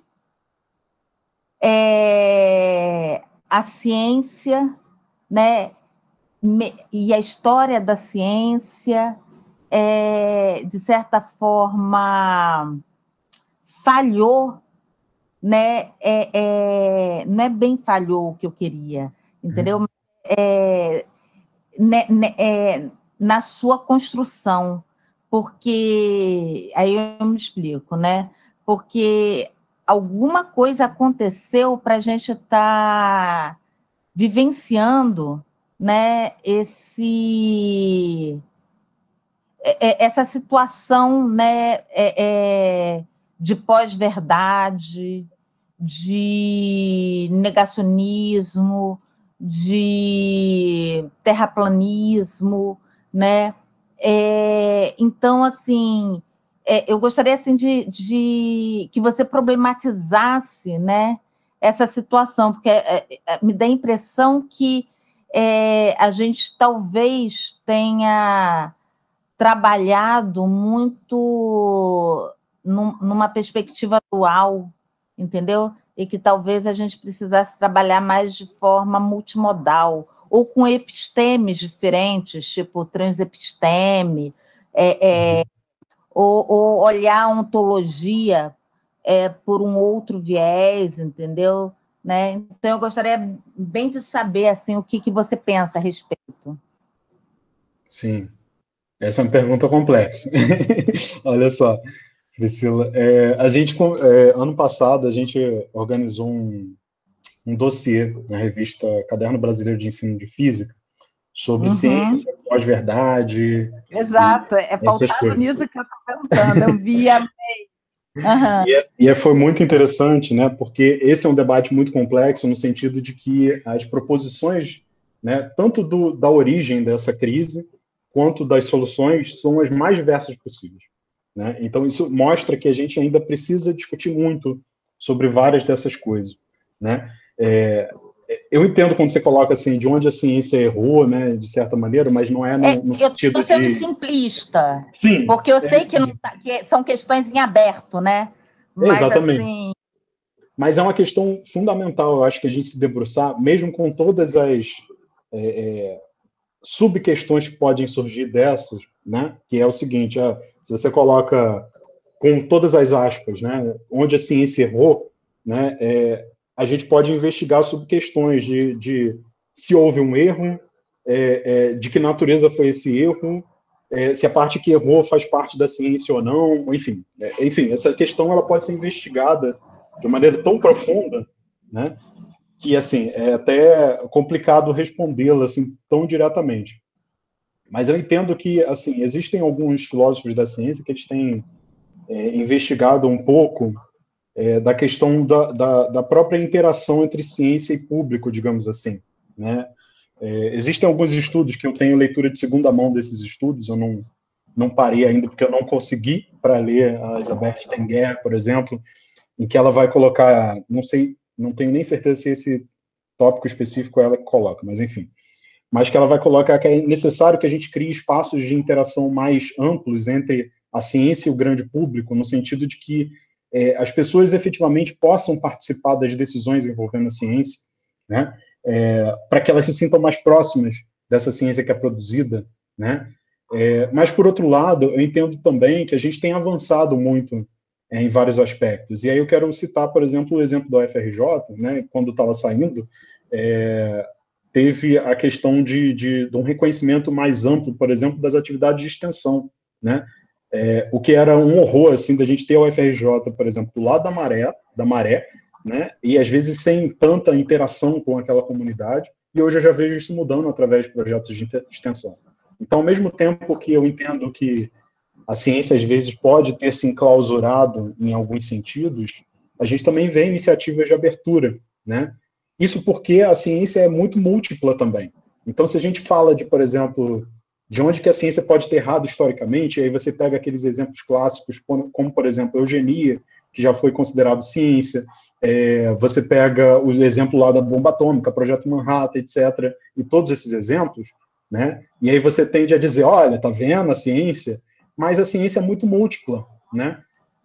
Então, quer dizer, historicamente, ela também sempre foi muito múltipla. Então, se hoje a gente tem a mesma ciência que é a geoengenharia, que tenta resolver esses problemas ambientais, alterando ainda mais o próprio sistema Terra, né, sem ter clareza de todas as consequências que estão envolvidas nisso, né, a gente também tem a ciência que produziu as vacinas, num tempo recorde que nunca foi feito, né? Então a gente precisa ter muito essa nuance quando for fazer esse debate, né? Porque de outra maneira a gente entra numa coisa meio simplista e maniqueísta também, né? Assim, da ciência boa ou é ruim?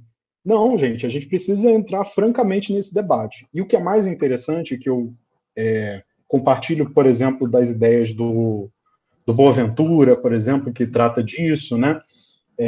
Que eu acho que a gente precisa ter uma certa racionalidade, né? Uma visão que seja mais ampla do que a ciência para definir os rumos da nossa sociedade, né? A nossa sociedade ela não pode estar como às vezes está algumas vezes colocado no discurso público agora, né? Do sentido, vamos seguir a ciência, né? Não é bem assim. Eu entendo, né? Eu acho que a gente precisa ter um modelo de sociedade que nos oriente em direção a uma sociedade menos, por exemplo, desigual, né? E pensar como é que a ciência pode estar nesse projeto de mão dada, entendeu? E não simplesmente vamos seguir a ciência, porque eu tenho certeza que, assim como eu tenho aqui no Cefet, alguns colegas... Até porque a ciência foi forjada para e pelo capital, né? Exatamente, e essas relações estão bem colocadas. E assim como eu tenho aqui no Cefet alguns colegas que às vezes têm uma visão bem estranha sobre esse momento que está acontecendo, né? Estranha que eu quero dizer assim, de apoio, por exemplo, a esse governo que está destruindo a própria ciência, né? Eu imagino que vocês devem ter aí também. Então, quer dizer, vamos simplesmente seguir a ciência ou vamos fazer essa disputa dentro da própria ciência de projeto de sociedade, entendeu? Então, a discussão é muito complexa. muito brava, mas eu adorei a sua pergunta. Não, isso é uma questão minha, entendeu? Então, eu meio que compartilhei uma inquietação que me consumindo, né? Porque, assim, e eu me coloco, né, como formadora, como docente, né? Vivo me perguntando, quando eu vejo alunos meus defendendo o terraplanismo, e pasme, eu os tenho, né? Eu me pergunto, o que eu deixei de ver, porque certamente isso estava escancarado e eu não enxerguei, né? Então era mais assim, querer realmente ouvir. Entendi. Sabe? Mas muito obrigada, Cristiano. Vamos, ó, turma, a gente vai ficar aqui mais uns 10 minutinhos, porque isso dialoga muito com a nossa disciplina. Então, Cristiano, tem uma pergunta... Eu queria fazer uma colocação. Tu quer falar, Rodrigo? Pode falar. Não, eu ia pegar a exposição da Clara, aqui, que está no chat, perguntando, né, se você chegou a aplicar algum conteúdo com essa contextualização da história da química, com algum conteúdo de química, sim. Né? Isso. Então, a minha tese tinha proposta... vou contar a história breve da tese aqui. A história breve da tese é a seguinte: ela ia ser uma tese empírica, dentro de uma sala de aula de educação básica, porque esse sempre foi o tipo de pesquisa que eu fiz. Mas, no meio do caminho, deu um grande problema e ela teve que virar teórica. Então, o que você vai encontrar na minha tese essa análise do curricular e tudo mais, da natureza da ciência. Tem uma proposta de história cultural da ciência, mais bem delineada e tal. Um diálogo com as epistemologias do Sul também, e eu desenvolvo lá um episódio sobre a história da química orgânica, né? Especificamente sobre a história do éter, da síntese do éter no século XVIII. Então, quer dizer, eu vou explorando a partir desse episódio histórico diferentes direções que podem ser tomadas, mas tudo dentro de uma perspectiva teórica, porque infelizmente eu não tive como fazer empírico. Os episódios empíricos a gente usa, basicamente tem só de biologia e física mesmo, que foram as pessoas que desenvolveram isso, né? Então, empírico mesmo, eu não tenho. Mas eu tenho algumas coisas da minha própria experiência e tal, né? Tem artigo em 2016, mas a gente ainda não trabalhava dentro dessa perspectiva da história cultural. Então, por isso que eu não mencionei. Antes de passar a palavra para Paula e para a Cris, que também já está com a mão levantada ali, tem uma outra pergunta da Maiara, agora aqui no chat. Ela diz assim, eu nem sei o que perguntar exatamente, porque ainda estou fazendo a construção do fazer ciência, a história, etc., na minha cabeça. Mas gostaria que você falasse, se puder, mais um pouco sobre a sua experiência no Cefet. Né? Sim. Eu fiz uma escolha meio arriscada dessa vez, foi o seguinte, eu trouxe uma discussão, né, que é assim, a gente teve aquela primeira ideia de natureza da ciência que gerou um conjunto de teorizações na literatura, que, em geral, a galera que está no mestrado começa se apropriando por aí, né? Depois disso, vem uma segunda geração, e eu estou fazendo uma crítica das outras duas gerações. Então, meio que, às vezes, talvez eu corri muito com o carro, né? Então, assim, talvez tenha alguns pontos assim, que podem não ter ficado muito claros, né? Especialmente porque você está colocando que ainda está fazendo a construção do fazer ciência, o que é plenamente compreensível, tá? Quando eu terminei a licenciatura, eu acho que eu ainda tinha uma visão muito crua, né, dessa questão da história, filosofia e sociologia da ciência no ensino. Então, quer dizer, essas reflexões vieram só depois do mestrado, do doutorado e tal, então demora mesmo, tá? Mas sobre um pouco da minha experiência no Cefet, essa pergunta é um pouco ampla, mas eu vou fechar ela bastante, só para poder te responder, que é o seguinte: eu entendo, né, que essa questão sobre o uso da história, filosofia e sociologia da ciência no ensino, né, é algo que tem sido muito benéfico na minha prática docente, né, no sentido de que ela me permite, né, já há muito tempo, lidar, né, com outros rumos possíveis na sala de aula. Então, acho que ela meio que abre um pouco a cabeça no sentido de enxergar as intervenções dos alunos de maneiras diferentes do que eu fazia antes, né? Então, por exemplo, é muito interessante, porque eu lembro alguns episódios da época que eu estava fazendo mestrado em sala de aula, né, que me marcaram um pouco, né, e que hoje eu exploraria de uma maneira totalmente diferente, né? Então, acho que, assim, essa minha experiência no Cefet, eu sou um docente que estou atuando aí desde 2013, então não vai fazer 8 anos, talvez, né? 2021, isso. Então, não tenho tanto tempo, assim, de como docente, né? Mas eu diria que a história da ciência é, para mim, além de uma metodologia, né, que eu posso me apropriar e trabalhar na sala de aula, é algo que me ajuda a pensar o sentido de estar dando aula de química num mundo tão louco como a gente está vivendo, né? Porque eu não sei vocês, assim, e assim, eu imagino que aqui deve ter gente muito mais experiente do que eu em sala de aula, né?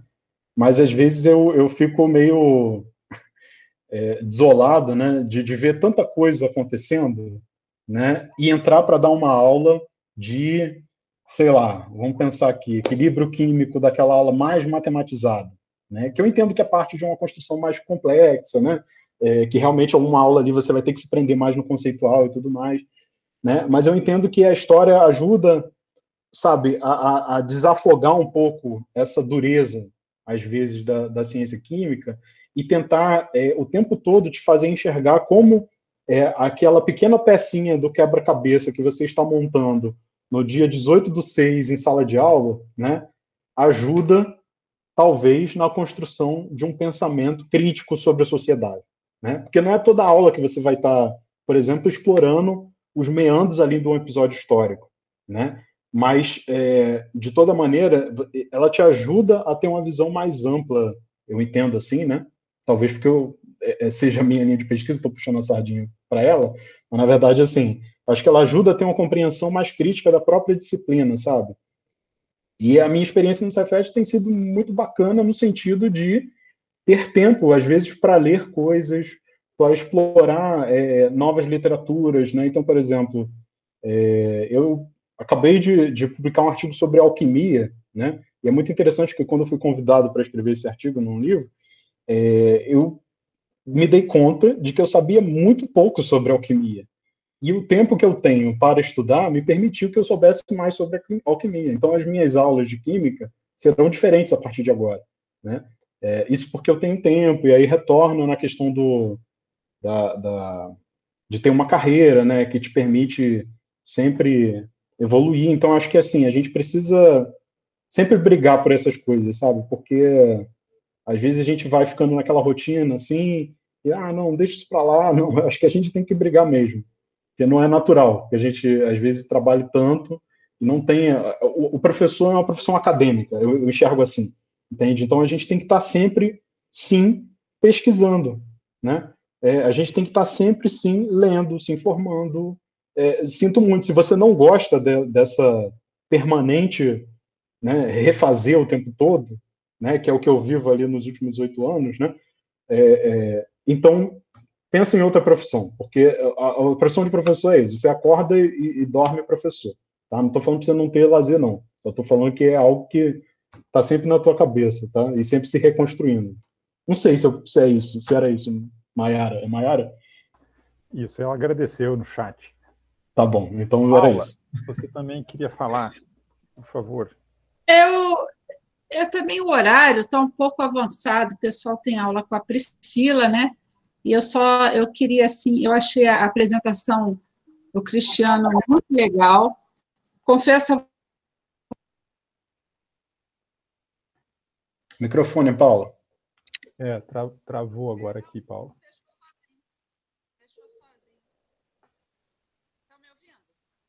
Bem baixinho. Muito baixinho.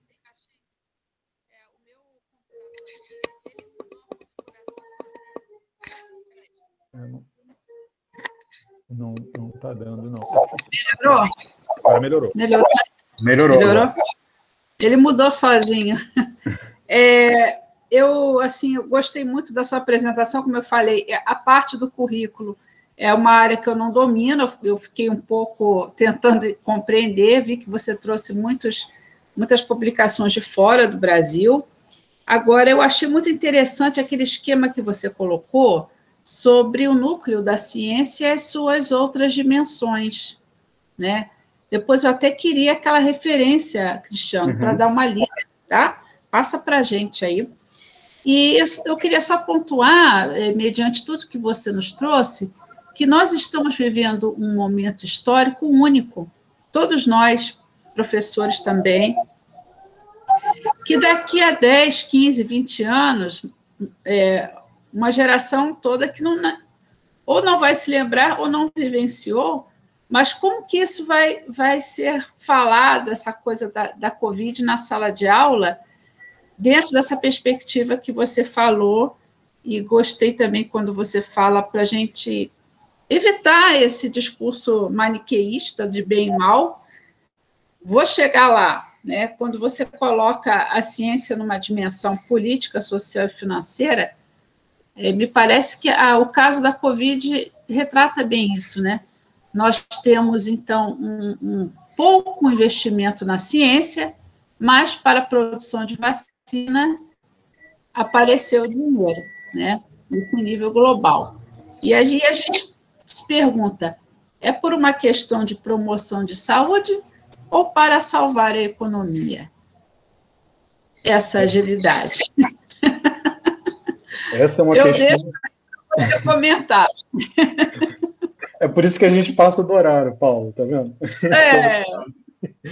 Mas, enfim, essa é uma questão assim, muito complexa, na verdade. A gente explorou isso num artigo recente. Esse artigo da Science Education, ele é sobre essa questão do Covid-19. Ele traça exatamente esse núcleo, assim, quando a gente fala que a ciência e política estão emaranhados de alguma maneira, né? Isso às vezes dá um pouco de medo, que parece que todo mundo é canalha, no sentido assim, porque a política em geral é associada com a canalice, mas não é isso, né? E aí nesse artigo a gente vai mostrando como é que é necessário que a gente, que só simplesmente uma alfabetização científica, nos termos que a gente sempre tratou na área de educação e ciências, do tipo, você tem que saber o mínimo de ciência, o mínimo sobre como funciona a ciência, sobre o que é um experimento, etc. e tal, isso talvez não dê conta. Por quê? Porque com as evidências que a gente traz nesse artigo, né, sobre a constituição dessa própria controvérsia sobre a Covid-19, né, a gente acaba mostrando como que muitos argumentos publicados, que eram científicos e tudo mais, como foi o caso em um dado momento também, e aí com todas as condições de contorno que você vai encontrar e todos os cuidados, você vai encontrar lá com detalhe no artigo, mas, assim, em um dado momento, a publicação sobre a cloroquina e sobre a sua possível efetividade existiu, né? E, claro, depois foi refutado, depois de algum momento, mas os nossos queridos governantes, né, especificamente o Trump e o estupicida daqui, eles utilizaram alguns argumentos desse artigo publicado, né, como se fosse a voz da ciência, como se aquilo ainda não fosse um estudo clínico muito pequeno, que não podia ser generalizado, entendeu? Então, quer dizer, eles tiveram uma atitude canalha, né, de utilizar um argumento da ciência para fazer avançar os seus próprios projetos políticos. Então, não adianta, se a gente tivesse bem alfabetizado cientificamente, né, a gente iria naquele estudo e ia falar, ok, isso é ciência, mas, sabe, não era suficiente naquele momento, né? E mais, assim, aí tem gente que fala, ok, mas então você precisa ter uma alfabetização científica mais profunda para que todo mundo, a população média, consiga entender o que é um estudo com um N de, sei lá, 10 pessoas, um estudo observacional, ou o que é um estudo que lidou com muito mais gente e que já chegou a uma conclusão muito mais definitiva. Nós não teremos. Nós precisamos de uma outra, talvez, assim, uma outra forma de pensar mesmo, né? E é isso que a gente propõe lá, né? Que não nos pegue de calças curtas nesse tipo de situação, entendeu? Então, assim, esse episódio que não é um episódio, é uma tragédia, na verdade, do Covid-19 que a gente está vivendo, né? Ele deixa expostas determinadas fraturas, né, que são muito profundas, né? E que respostas simples certamente não vão dar conta, né? E eu acho que é muito importante isso que você colocou, né? E a gente cada vez mais ter clareza dessas dimensões políticas, sociais, etc., do conhecimento, né? Sem também cair num tudo vale, ou que todo conhecimento é igual ao outro e acabou, né? Porque não é isso, na verdade. Então, na verdade, essa é a tentativa, né? Aqui eu trouxe um recorte bem pequeno, tentando, assim, abrir um pouco mais o campo do que a gente chama de natureza da ciência, tentando enxergar esses modelos, né? E do que a gente chama de contextualização, mas, enfim, o objetivo final é esse, de tentar chegar nessa, como diria o Wildson Santos, né, que é infelizmente a gente já o perdeu, mas que é uma alfabetização política também importantíssima, né? Enfim, como vocês podem ver, os desafios são imensos, né? E aí, a gente poderia ficar um ano falando aqui.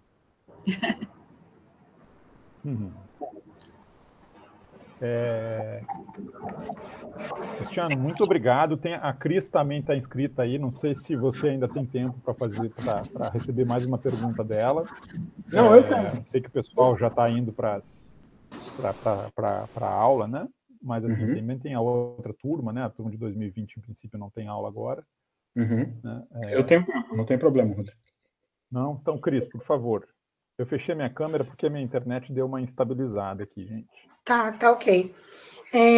O Cristiano, na realidade, eu não vou fazer várias intervenções que me foram inquietações nas falas dos colegas, para não ficar me prolongando, né? Eu vou tentar me conter em 3 minutos para não invadir muito o horário da professora Priscila, que disse que vai invadir uns 10 minutos a mais, mas eu acho que ela era 14h30, então já está chegando nos 10, aliás, já chegou nos 10 minutos que ela disse.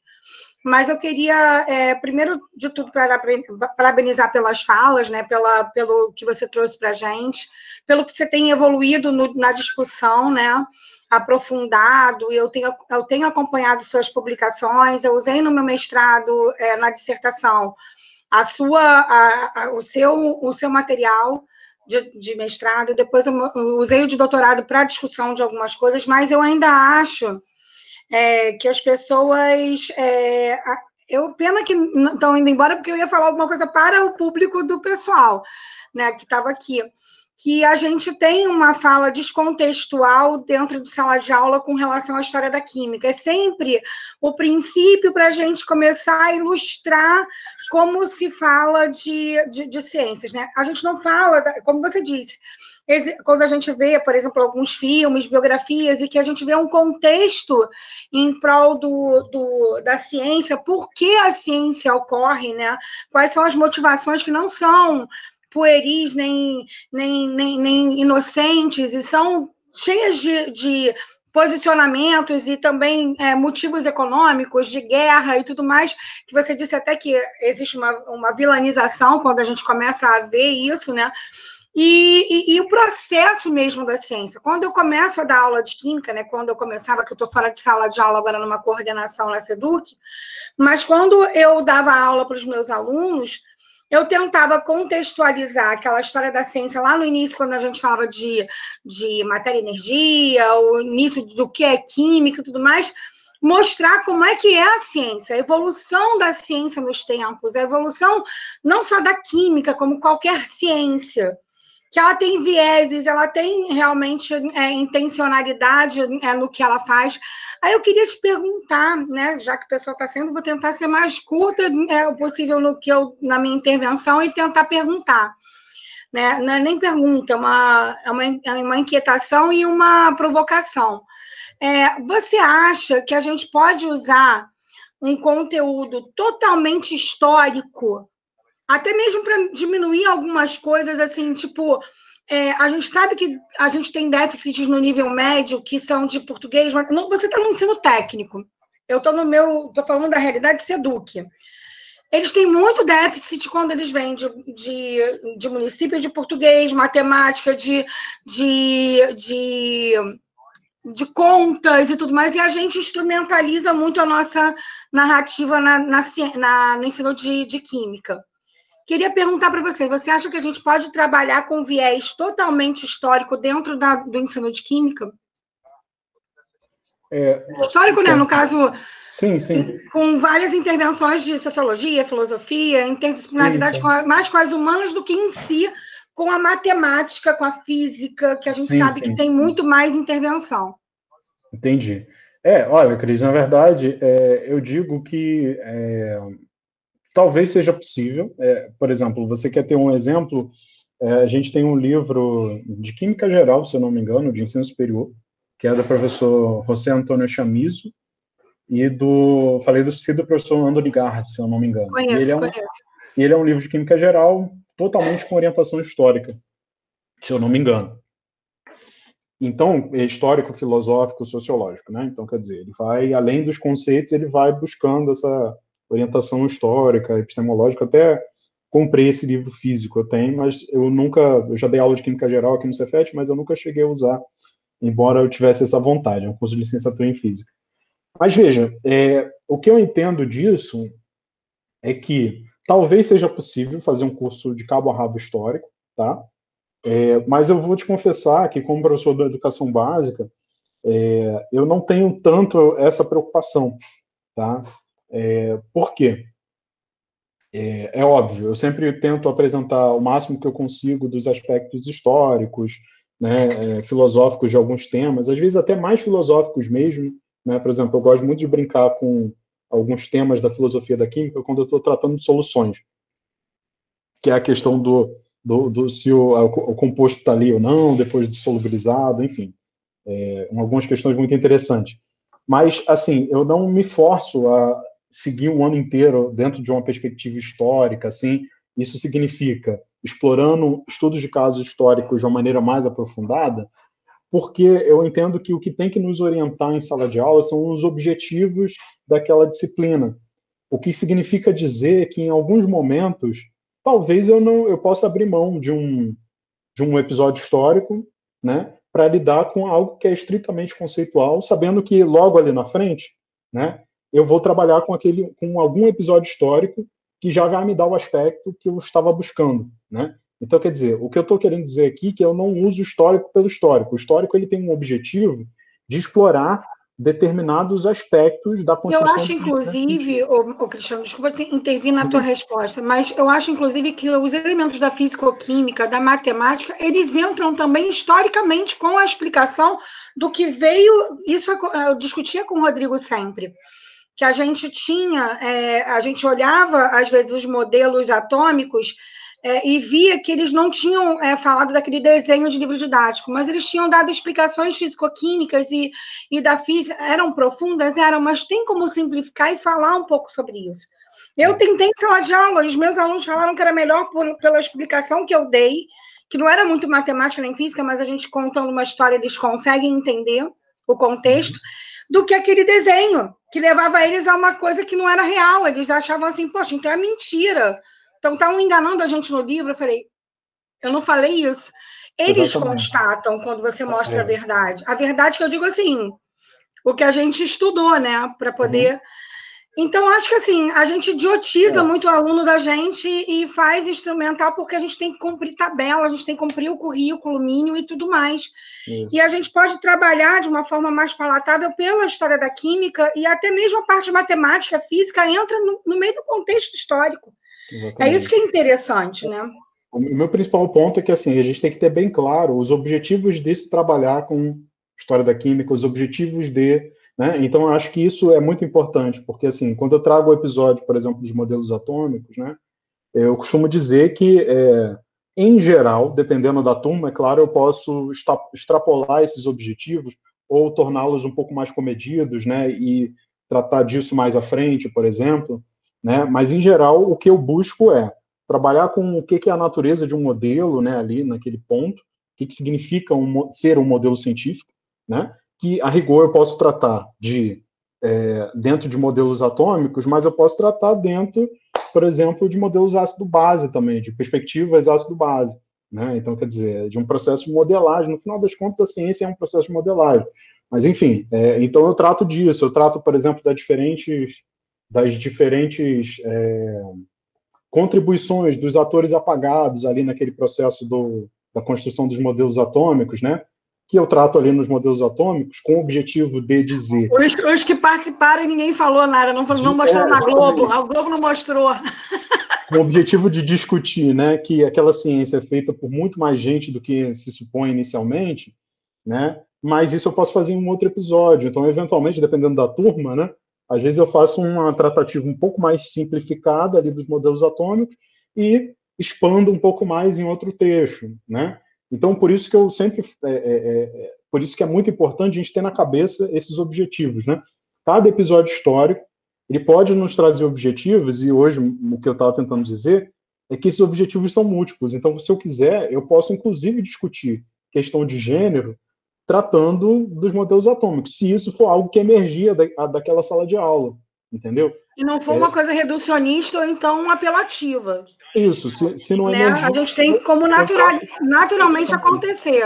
Eu trato de outro tema que tem emergido, né? Então, quer dizer, o importante é que o episódio histórico esteja, primeiro, que esteja claro ao objetivo que você está tratando aquilo e que esteja em sintonia com o que emerge da sala de aula. Porque, muitas vezes, o que acontece é que a gente traz um episódio lindo, bem contextualizado e maravilhoso, né? Publicado ali pelos historiadores que fizeram aquilo de uma maneira mais minuciosa possível, mas esquece dessa emergência da sala de aula, né? Então, quer dizer, é esse diálogo que tem que acontecer. É mais esse meu ponto. Pessoal, mais alguma questão? Não, obrigada, tá, Cris? Depois eu vou te chamar para uma live lá para pesquisa. Já estou te chamando, ó. Me deve isso. Tá bom. Gostaria só de agradecer mais uma vez ao professor Cristiano e, quem sabe, Cristiano, você queira fazer uma última consideração final para a gente... Sim, assim, eu queria agradecer de novo, Rodrigo, pelo convite, né? É sempre um prazer para mim estar de volta na UFRJ, né? E conversar com a galera que faz um trabalho tão sério, né? Responsável e bacana, né? No PEC, assim como nos outros programas, e ficar à disposição, assim, acho que foi muito legal, eu gosto muito de conversar sempre, né?